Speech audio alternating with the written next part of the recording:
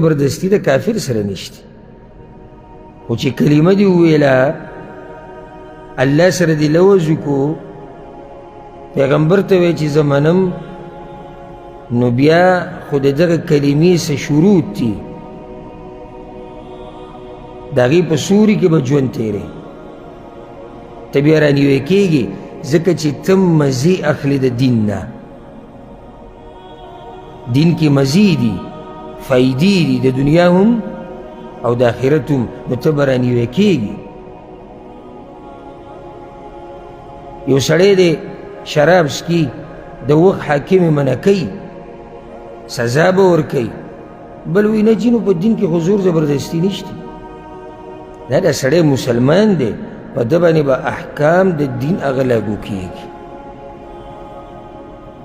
نو دوی د یرې نه هغه کتاب څه کړو ویې منو دلته ورته الله دا وایي چې خذوا ما آتیناکم بقوه واخلي هغه کتاب چې ما تاسو ته درکړی دی په طاقت سره بقوه دې طاقت نه څه مطلب یعنې په زور یې والی د دې پیغمبر نه یعنې په دې باندې ښه په محنت سره عمل وکړي او ځکه بیا تاسو ته وایم چې صرف لفظي ترجمې سره ته په قرآن باندې نشي پوهېدی لفظي ترجمه خو دې دقه ده چې والی دغه کتاب په زور سره په طاقت سره نو د دې څه مطلب دی بیا به تفسیر ګوري بیا به د عالم سره کښېني بیا به ځان پوه کړي نو دلته د طاقت نه مراد درې خبرې دي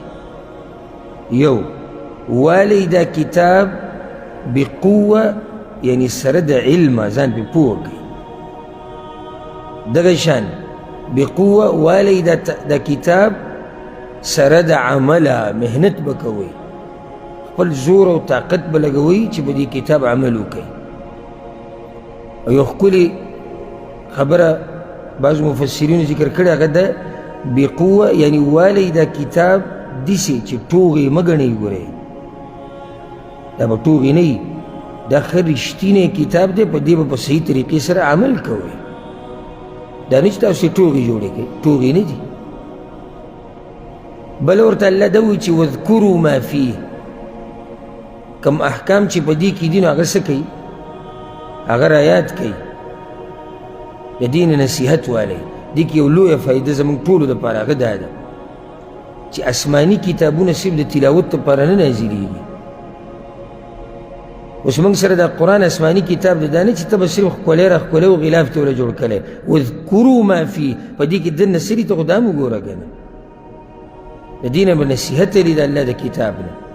په دې احکاماتو به ځان پوه کې دا به یادې په دې کې به سوچ کې اصل مقصد د آسماني کتابونو د رالیږلو هغه دا دی تلاوتونه نه دي صرف هم تلاوت یو مقصد دی بس په مقصدونو کې خو دا نه چې صرف تلاوت ته وکړو یو هغه ټول مقاصد هغه ته پوره کړو نه اهم مقصد عمل کول دي او عمل ته د هغه وخته پورې نشي کولی چې ځان دې پې پوه کړی دی او ځان پې د هغه وخته پورې نشي پوه کولی چې تلاوت ته نه یې کړی دا ټولې خبرې یو بل سره تړلی شوي نو د هغه مسلمان به موږ څه وایو کیدای شي څوک زما دا بیان اوري او زړه کې دا وایي چې ته خو دا وایې چې تلاوتونه صرف مه کوئ بلکې سوچ پکې کوئ یادوئ موږ خو یو هغه تلاوت هم نه کوو د دوی به څه حال وي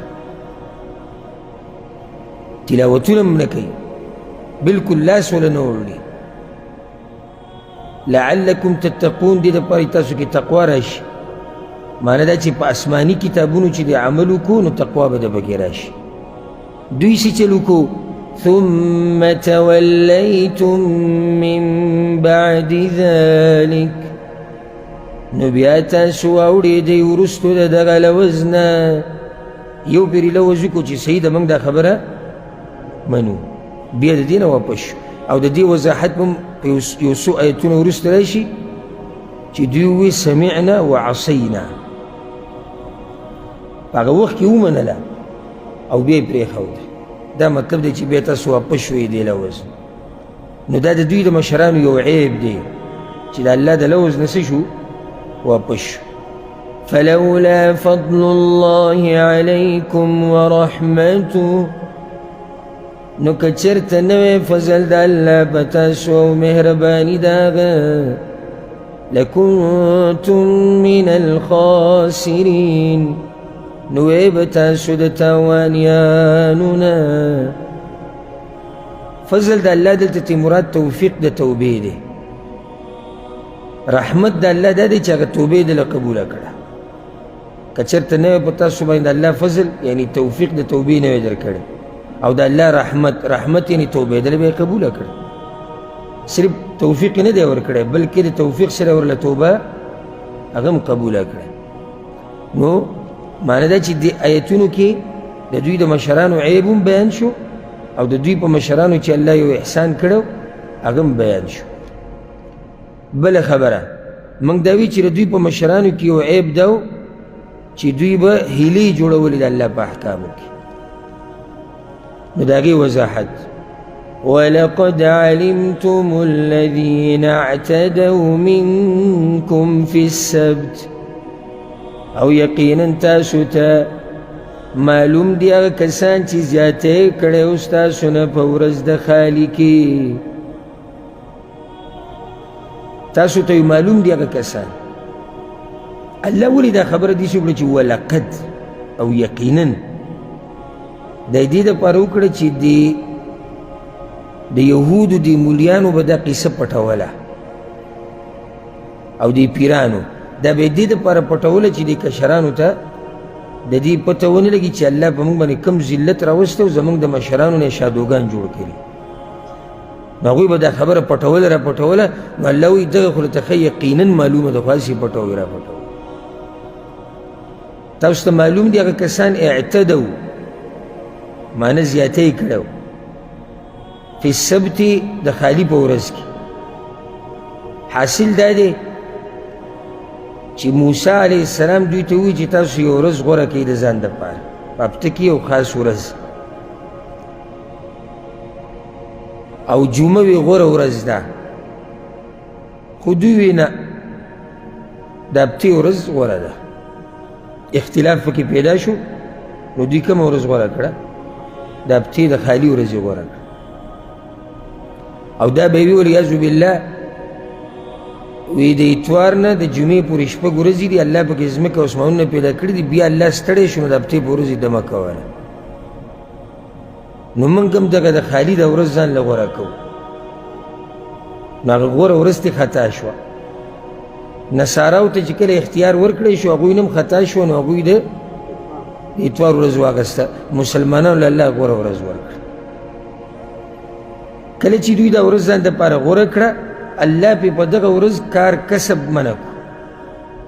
چې بس اوس به د دې ورځې تعظیم کوئ نو په دې ورځ به کار کسب هغه نه کوئ. او دا زموږ دپاره ګورې نشتي. د جمعې په ورځ کار کسب بندول د عبادت په نیت دا ګورې بدعت دی. ها که دې دپاره څوک چوټي کوي او عامو مسلمانانو طریقه هم دقه ده چې هغوی د چوټي دې دپاره کوي چې د جمعې دې مانځه ته فارغوي نو هېڅ خبره نه ده. خو که ورسره دا نیت وي چې دا دې ورځې کې موږ دې دپاره دا کار کوو چې دا عبادت دی نو بیا خو بدعت دی. هر چې یهودو نو په هغوی باندې الله کار کسب بند کړی و چې تاسو اوس دا ورځ غوره کړه نو اوس به قدر کوئ. نو یو یې پې دا بنده کړې وه چې تاسو به په دې ورځ باندې ښکار د مهو دا به نه کوئ. دوی چل دا وکړو چې د جمعې په ورځ به یې کونډې ور واچولې او د اتوار په ورځ به یې راوویستې. دا مشهور تفسیر هم دقه دی. نو بیا به یې دا وي مونږ خو ښکار د هفتې په ورځ نه دی کړی. او سبحان الله د الله امتحان ته دا وګوره په کومه ورځ چې په دوی باندې ښکار بند شوی و په هغه ورځ باندې به دا مهي د اوبو په دې سرونو ګرځي. نو دوی نه صبر ونه شو. د ایمان پته خو داسې حالاتو کې لګي که احسب الناس ان یترکوا ان یقولوا آمنا وهم لا یفتنون. ولې امتحانونه به نه وي؟ د الله ګورې ناشنا امتحانونه یو شی درته ښه مخې را مخې ته کوي او وي نه به ورځي نږدې چې ستا پته ولګي ته په الله مه یې نه که هسې دعوې کوې. نو دوی به کونډې ور واچولي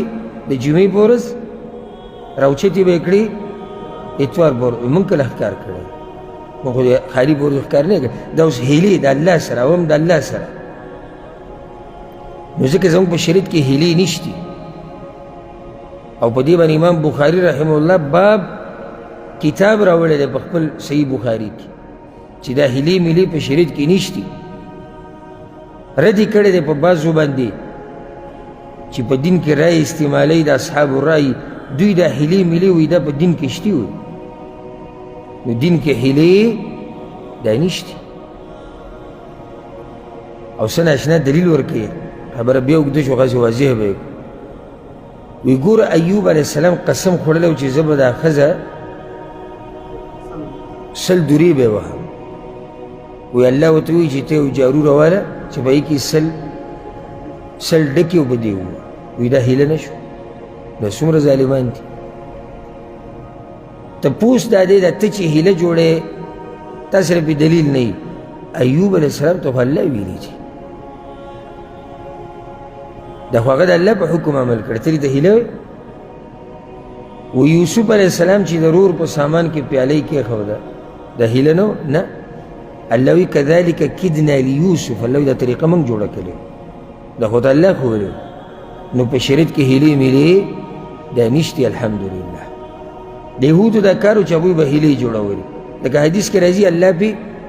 الله پې چربي د خنزیر حرامه کړې وه نو هغوی څه چل وکړو هغه به یې ویلې کړه وایي دا خو چربي نه ده دا څه دي دا خو تیل دی دا قسمه چلونه به هغوی کول دا نن سبا زموږ په دې امت کې هم داسې ډېر شته لکه ته به ورته وایې سود حرام دی نه وایي سود نه خو موږ ځان ساتو خو خبره به تورتو کي تورتو به کي تورتو سم چلونه او سمې قیسې هغه سود به وکړي خو نوم به وله بدل کړي نه وایي موږ خو دا چل نه کوو الله ساتلی و د سود نو دوی دا چل کړی و دا خالي په ورځ دوی دا زیاتی کړی و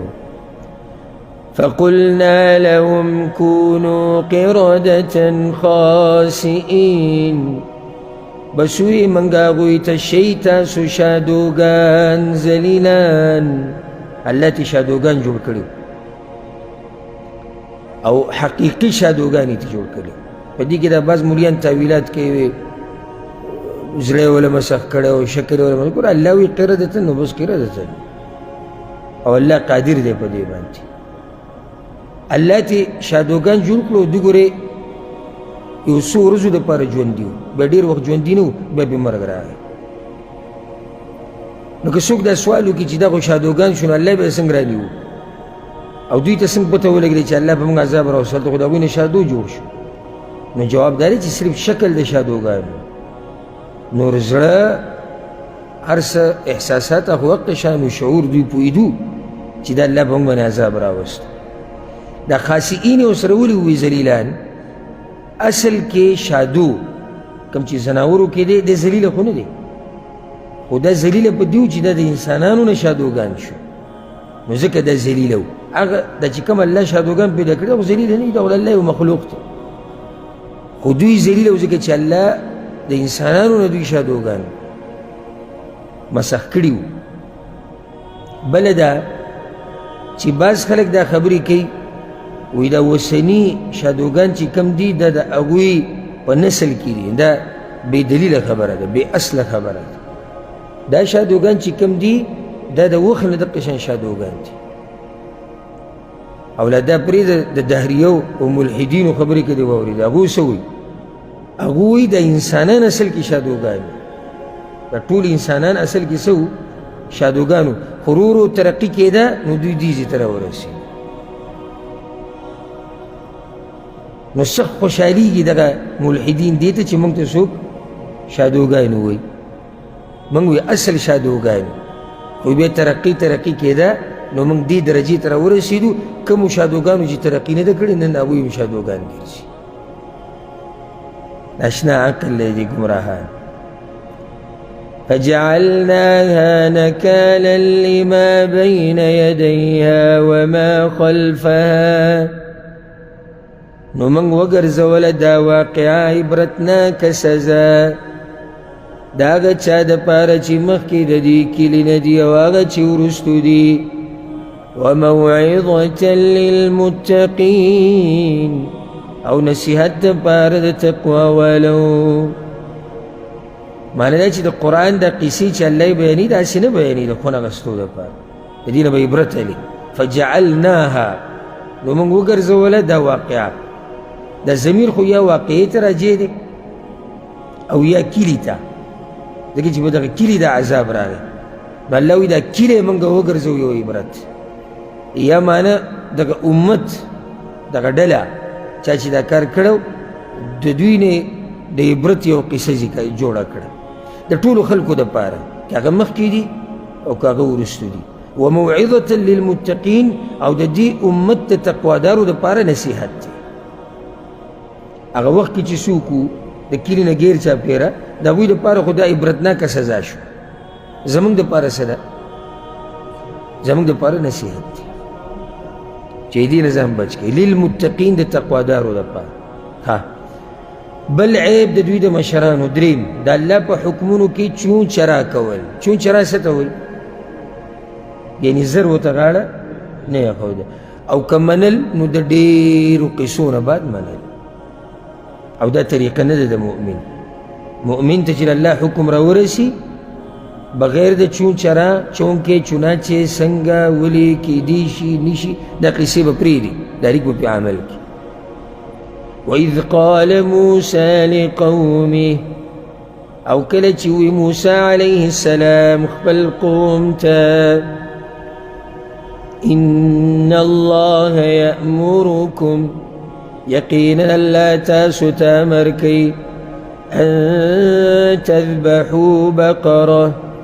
چې حلاله کوي یوه غوا. دا د الله حکم دی ځکه چې ان الله یأمرکم، او الله چې امر وکړي نو امر اصل کې د څه دپاره وي؟ د وجوب دپاره. دا کار به لازم کوئ الا که چېرته یو دلیل وي د هغې نه واضح شي چې دا کار واجب نه دی نو بیا صحیح ده، خو چې بل دلیل نه وي نو دا کار واجب دی، نو په دوی باندې د غوا حلالول څه واجب. دا غوا پې الله ولې حلالوله د هغې یوه وجه، هلته دوی د سخي بندګي کړې وه نو الله غواړي چې د دوی د زړونو نه د غوا هیبت وځي. دویمه دا په دوی باندې یو امتحان دی چې د دوی پته ولګي چې دا څومره اوبو کې دي. دعوې خو دوی کوي که نه؟ ملک صاحب مخکې وایي چې په دعوه باندې به څه ښیې؟ دلیل به ښیې. اوس دا غوا دوی حلالوي که نه حلالوي دې ځای کې اوس الله معلوموي. الله ته خو معلوم دي خو راښکاره کوي یې دې خلکو ته او دې پیغمبر ته. نو الله تاسو ته امر کوي چې څه حلاله کوي؟ یو غوا. غوا یې ورته صرف وویل، غوا دغه معروفه غوا ده، ان تذبحوا بقره غوا حلاله کوي. نو که چېرته دوی هره غوا رانیولی وی نو دا کار به شي، لاړ شي غوا راوړي. که چېرته دوی چون چرا نه کولی لاړ شي غوا راوړي. نه، دوی ډېرې خبرې شروع کړې. اول کار یې ده وکړو دې بېادبۍ ته یې ګوره. قالو وی هغوی اتتخذنا هزوا آیا ته نیسې موږ په ټوغو باندې. ها ای موسی وی اوس دې موږ سره ټوغې شروع کړې. بېادبۍ ته وګوره، هلکه پیغمبر ټوغې کېږي. بیا تا ته ووایي چې ان الله یأمرکم، الله وایي په دې کې پیغمبران ټوغې کوي، نو دا خبره د کفر ده. او که دوی کافران شوي نه دي یو قول مطابق نو هغه د دې نه راسي چې دوی جاهلان،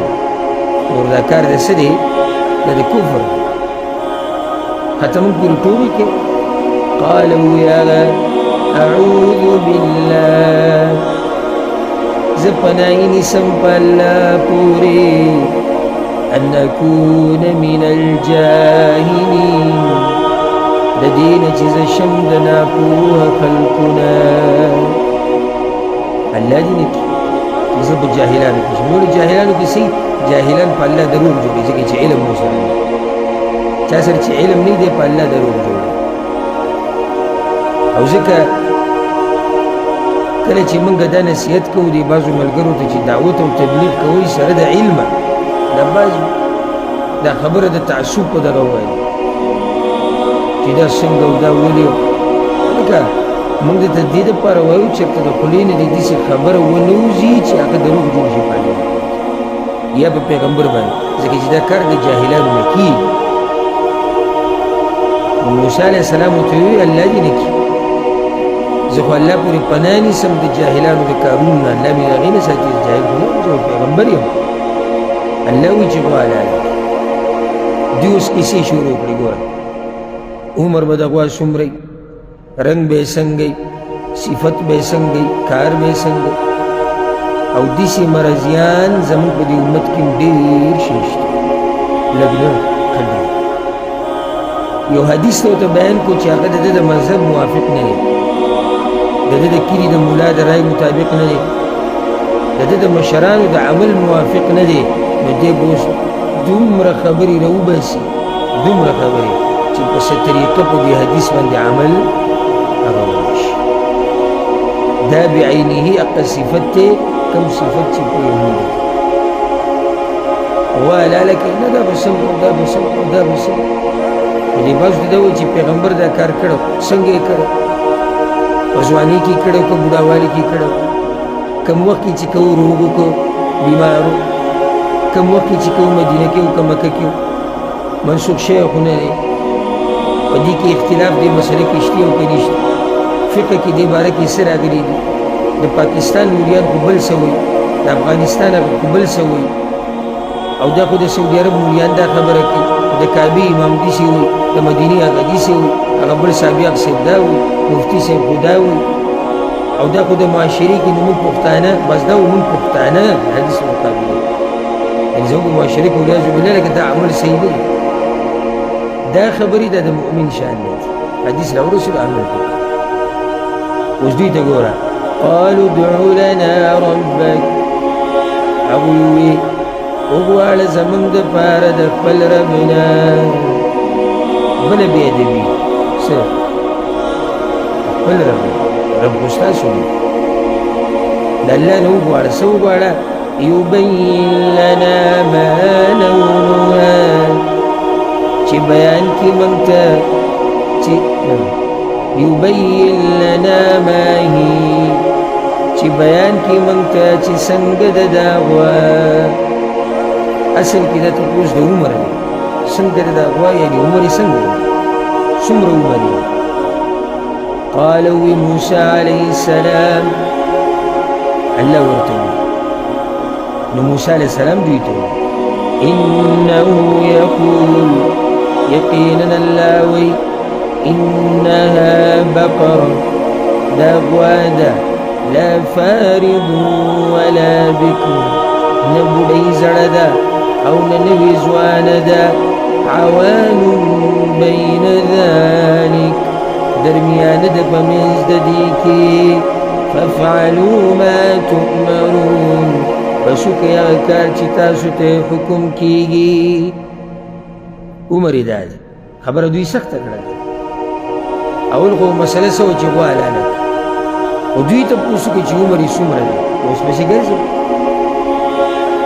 دا عمر والا غوا به را پیدا کوي چې نه ډېره بوډۍ او زړۍ نه بلکل نوي ځوانې منځني عمر والا غوا به ګورئ عوان بین ذلک په منځ د دغه کې یعنې بوډۍ او نوي ځوانه او دا کار وکړي په دې باندې که دوی اکتفا کړی وي نو خبره بیا هم لږه سخته وه خو اسانه وه د دې روانو حالت نه په دې ونه درېږي دا د دوی هغه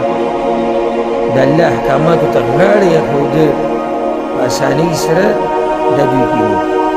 قالوا ادع لنا ربك يبين لنا ما لونها